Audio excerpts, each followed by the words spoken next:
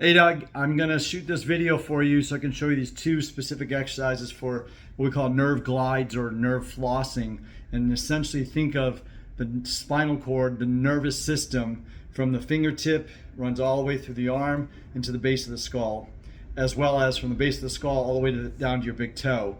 It's one long cord, and that cord can get obviously impinged or tightened because of scar tissue from the cancer and the chemo, or from just general trauma that you might probably experienced in motocross. So anyway, the first one is an upper extremity nerve glide. We call it the median nerve glide. You can look this up as well, but there's two basic nerve glides. There's a median nerve glide, and then there's the radial nerve glide, or I'm sorry, the ulnar nerve glide. So the first one I'm going to show you is median nerve glide. So you start with your elbow by your side. I'm sitting here in my office, and extend the arm out,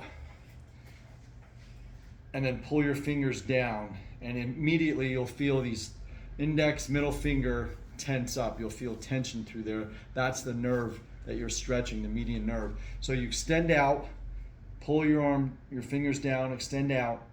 And if this is really tight, this is all you really need to do to start with. Extending out, it's back and forth. Think of that, we call it flossing, where the nerve is getting pulled gently through the channel that it runs and all the fascia that connects to it. So I would do 10 reps of this. And then if this starts becoming easier, you're going to feel maybe after 10 reps that tingling goes away. It's not as tense. Then you turn your head away from your body and then back. Turn your head away and back.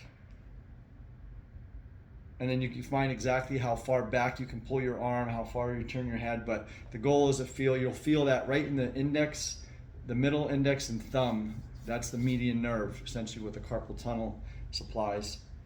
But that's a great nerve glide for what we call the brachial plexus, the nerves that come out of the neck down into the arm, specifically to those two fingers. Now the ulnar nerve glide is a nerve that comes through the funny bone, and it innervates the pinky and ring finger.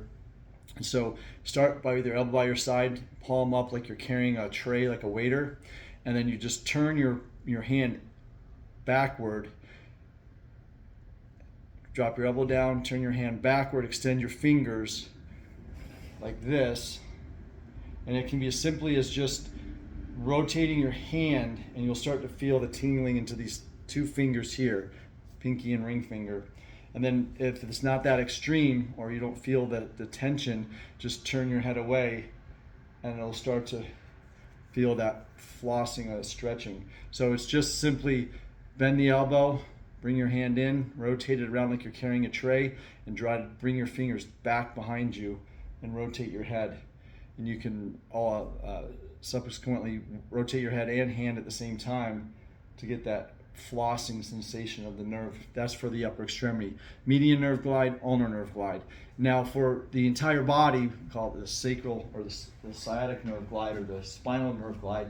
Sitting in a chair, you extend one leg out, and just by extending the leg out and pulling your toe back, you should feel that tension develop through the lower extremity into your big toe. If you don't feel that, that's a good thing. And then you can slouch, that'll increase the tension, and then tuck your head down, that increases the tension. So as far as a flossing or nerve glide, the best thing to do would be to sit up nice and tall, extend the leg, and then just pump the foot back and forth. Pump it forward, that releases that nerve, it lengthens it. Pulling it back pulls that nerve. And so through wherever that tension is in the spinal column or the nerve that runs down the leg, you're going to get that flossing sensation. So if it's extremely tight and feel the sensation more in the leg here, then just work the pump of the foot. And then you can do this. You can point the toe away, slouch, drop your head, and then pull your toe back. Point your toe away, sit up nice and tall, slouch. As I'm slouching, tucking my head down, pulling the toe back, we're getting the maximum stretch on that nerve from the base of the skull to your big toe, and then extend out, back, forth. You can do variations of it just pumping the foot. You can actually do variations of just slouching, relaxing, even if it's just sitting in the chair and slouch, and then up. So this is a great exercise, simply just the sitting cat and dog exercise that I use a lot. But one of those is going to have an influence on the nerve glide that we need to accomplish through the spinal cord, especially the neck and to the upper extremity. So those two are special nerve glides. You can look them up more if you want to online, but they're very specific about the flossing or the stretching of those nerve glides. I'm going to send you more exercises as well. All right, brother, be good.